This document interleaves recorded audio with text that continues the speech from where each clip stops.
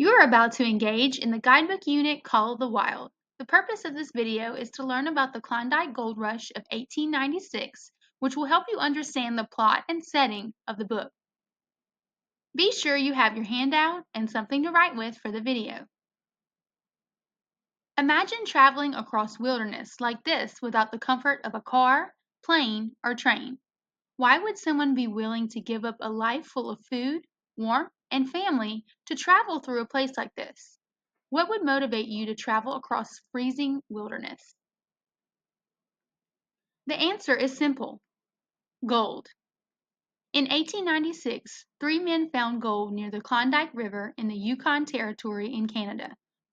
Word spread quickly, and people flocked to the area for their chance to become rich and even make what is equivalent today to millions of dollars worth of gold. This period of time was called the Klondike Gold Rush. These pictures show the amount of gold that one group of miners found in one day. You can see why the promise of this amount of riches was so strong for so many people. Where did the Klondike Gold Rush take place? Most of the activity began in Alaska and ended in Canada's Yukon Territory, in this part of the continent. Let's get a close-up of this.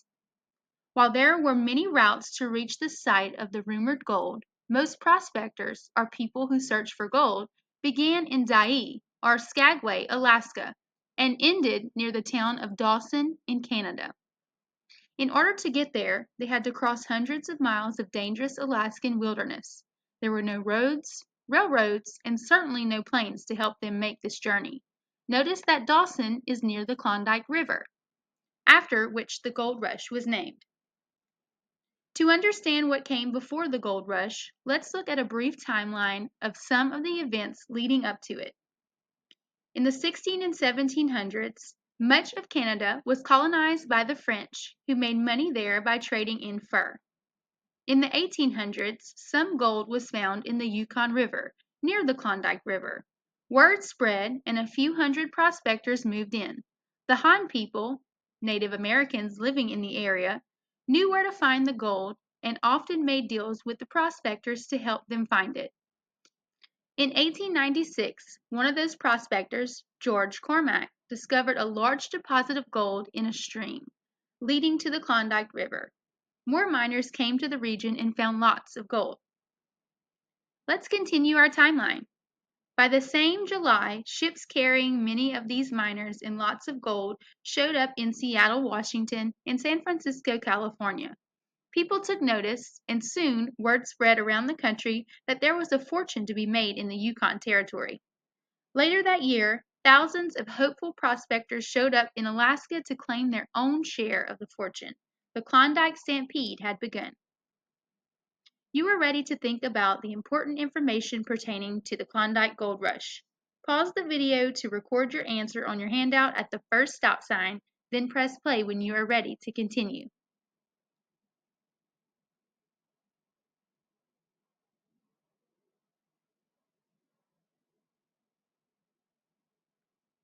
The Klondike Gold Rush describes the time in the late 1800s when thousands of gold prospectors from around the country flocked to the Klondike River in Canada to search of gold in order to become rich. As exciting as it seems, many prospectors turned back once they realized what it took to get to the gold fields. For one, the journey throughout the Klondike River was hundreds of miles long, and the passage consisted mostly of high, jagged mountains with hardly any paths between them. They also had to contend with countless rivers, many of which were too rough to cross. As if that weren't enough, travelers had to carry a year's worth of supplies with them, everything from food to shelter to ropes and tools. The weight of flour alone was about 800 pounds. The typical weight of the mountain of supplies they had to carry was about 2,000 pounds. Most travelers, who were too poor to hire horses or dog sleds, like the one you'll read about in Call of the Wild, had to make many trips across the trail so that they could carry all of these supplies themselves. To make matters even worse, winters in the area were long and cold. It wasn't unusual for temperatures to drop to 60 degrees below zero. You are ready to think about two hardships that gold prospectors faced during their journey in search of gold. Pause this video to record your answers on your handout at the second stop sign, then press play when you are ready to continue.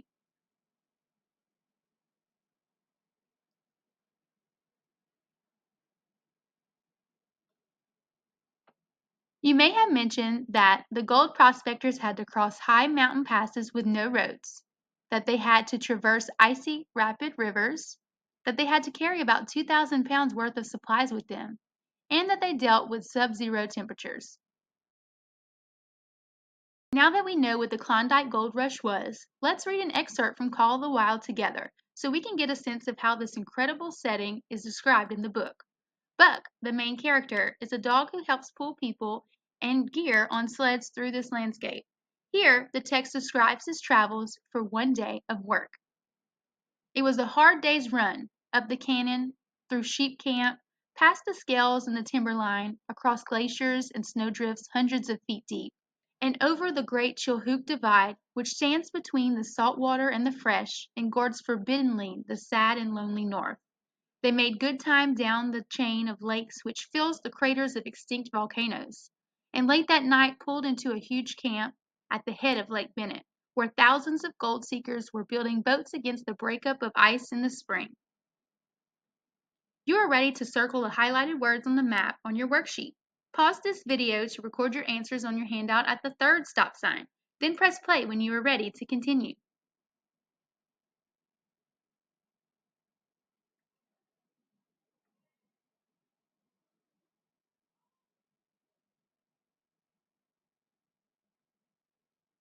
You probably found Sheep Camp here, not far from the start of the Trail of Dyea. The Chilkoot Pass, also known as the Chilkoot Divide, is here, below the Chilkoot Trail, and Lake Bennett is at the top of the map here.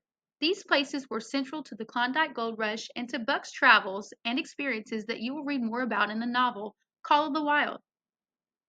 In this video, you learned about the Klondike Gold Rush, what it was, and where and when it took place. This will help you understand the setting and the main characters as you read Call of the Wild. When you finish this video, be sure to turn in your completed handout to your teacher.